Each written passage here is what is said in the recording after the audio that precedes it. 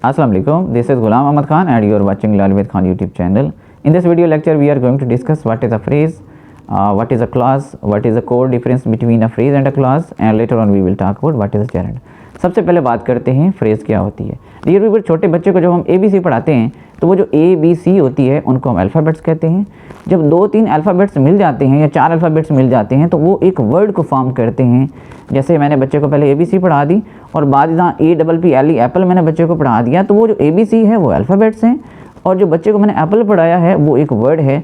जब ये 2-3 वर्ड्स मिल जाते हैं तो फिर उसको हम फ्रेज़ कहते हैं, लेकिन 2-3 शराइत। पहली शर्त ये है कि जो 2-3 वर्ड्स हम मिलाते हैं उनमें सब्जेक्ट भी ना हो। दूसरी शर्त क्या है, उसमें वर्ब भी ना हो। और तीसरी शर्त इसमें ये है कि वो जो 2-3 वर्ड्स हमने मिलाए हैं वो ठीक तरह से मीनिंग को भी कन्वे ना कर रहे हों, तो इसको हम फ्रेज़ कहते हैं। अब बात करते हैं एक क्लॉज की। अभी हम बात कर चुके हैं कि जब 2-3 वर्ड्स मिल जाते हैं उनमें सब्जेक्ट भी ना हो, उनमें वर्ब भी ना हो और ठीक तरह से वो जो 2-3 वर्ड्स हैं वो मीनिंग को भी कन्वे ना कर रहे हो, तो उसको हम फ्रेज़ कहते हैं। लेकिन जो क्लॉज होती है जी उसके उलट होती है। ये जो ग्रुप ऑफ वर्ड्स हैं इसमें सब्जेक्ट भी होता है, इसमें वर्ब भी होता है और तीसरी शर्त ये है कि ये एक मीनिंग को भी कन्वे कर रहा होता है। अब मैं एक सेंटेंस के जरिए फ्रेज़ और क्लॉज के फ़र्क को समझाता हूँ। मिसाल के तौर पर मैं कहता हूँ after school I read the books.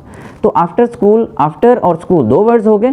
तो अब ये 2 वर्ड्स क्या कहलाएंगे, ये फ्रेज़ कहलाएंगे, क्योंकि इसमें ना तो सब्जेक्ट है, ना इसमें वर्ब है और ना ही इसका ठीक तरह से मीनिंग कन्वे हो रहा है। अब कॉमा लगा के जो मैंने दूसरी बात की है कि आई रीड द बुक्स, तो I read the books, I subject है, रीड इसमें वर्ब है और जो बुक्स है ये इसमें ऑब्जेक्ट है। अब हमें ठीक तरह से इसके मीनिंग का भी पता चल रहा है, इसमें सब्जेक्ट भी मौजूद है और इसमें वर्ब भी मौजूद है। Let's talk about what is a gerund. Dear viewers, जब हम किसी वर्ब के साथ आईएनजी लगा देते हैं यानी उस वर्ब को प्रेजेंट पार्टिसिपल की शक्ल दे देते हैं तो उस वक्त हम उसको जेरंड कहते हैं। लेकिन इसमें एक छोटी सी शर्त है। शर्त ये है कि जब किसी वर्ब के साथ आईएनजी लगा दें, वो नाउन बन जाए या नाउन का काम करे, तो उस वक्त हम इसको क्या कहेंगे, उस वक्त हम इसको जेरंड कहेंगे।